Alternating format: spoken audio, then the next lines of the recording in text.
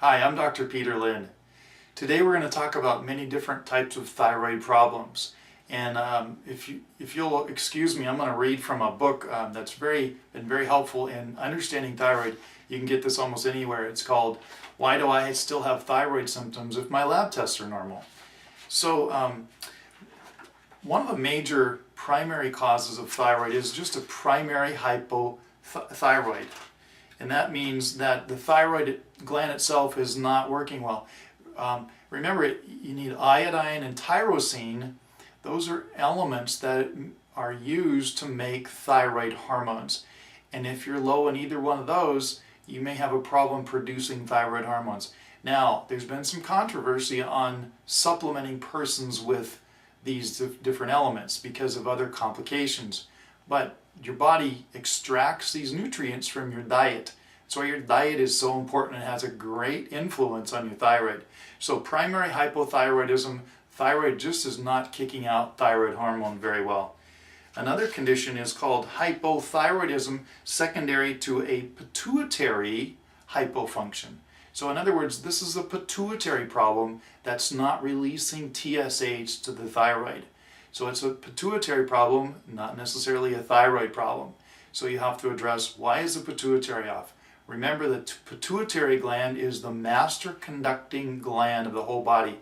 It tells different organs what to do, how much hormone to produce, either too much or too little. It synthesizes all the different biochemistries of the glands and organs in the body. So that's the second one.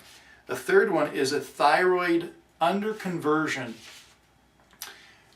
Most thyroid hormone is T4. About 90% of the thyroid hormone is T4 produced from the thyroid. About 10% of the thyroid production is T3. T3 is the active portion of the hormone. So T4 has to be converted to T3. So another problem with the thyroid is an underconversion of T4 output into T3. Again, that may not be a thyroid problem, it's a conversion problem. Conversion takes place mostly outside of the thyroid, such as in the gut or liver or muscle tissue. So that's an underconversion problem. You've got other systems going on that need to be addressed, diagnosed and addressed and corrected. So that's the third type of thyroid condition.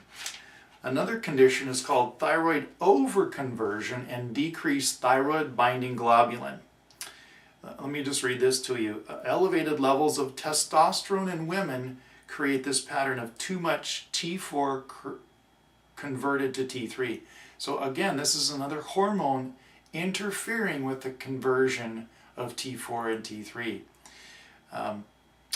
So excess T3 it's an overconversion, so T3 overwhelms the cells so that they develop a resistance to the thyroid hormone, so they can't get into the cells.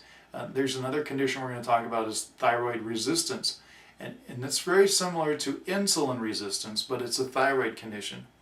It's most often found in women with insulin resistance and polycystic ovarian syndrome, which is an excess testosterone. So again, it's a hormone system. I would start looking at the adrenal system. Why is the adrenal glands aren't producing the correct amount of hormones? So again, that's a hormone system related to the thyroid conversion. The other kind of thyroid problem is a thyroid binding globulin elevation when there's too much.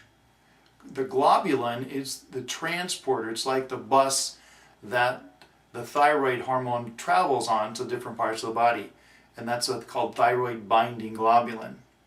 It's often associated with oral contraceptives or estrogen replacement therapy. So again, this is another hormonal influence on the thyroid system.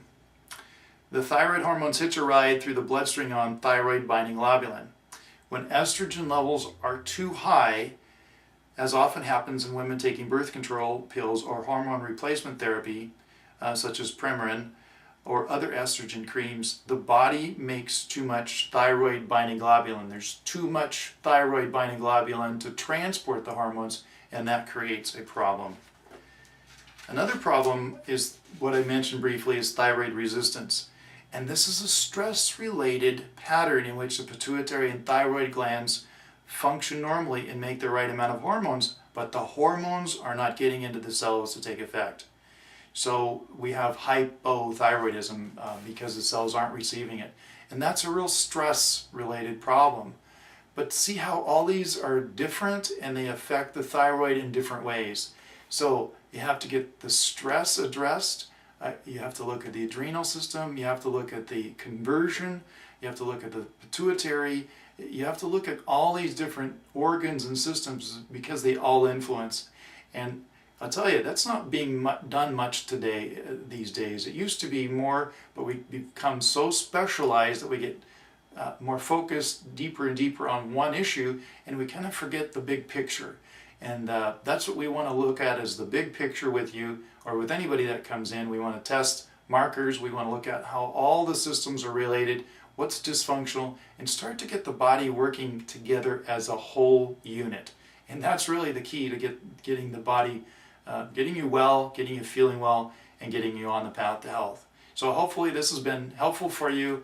I enjoy speaking with this problem because it's such a common problem, and there's some great symptoms that we can get cleared up and systems that we can get under the repair process and getting people back on the road to health again. So I'm Dr. Peter Lind. I look forward to speaking with you again.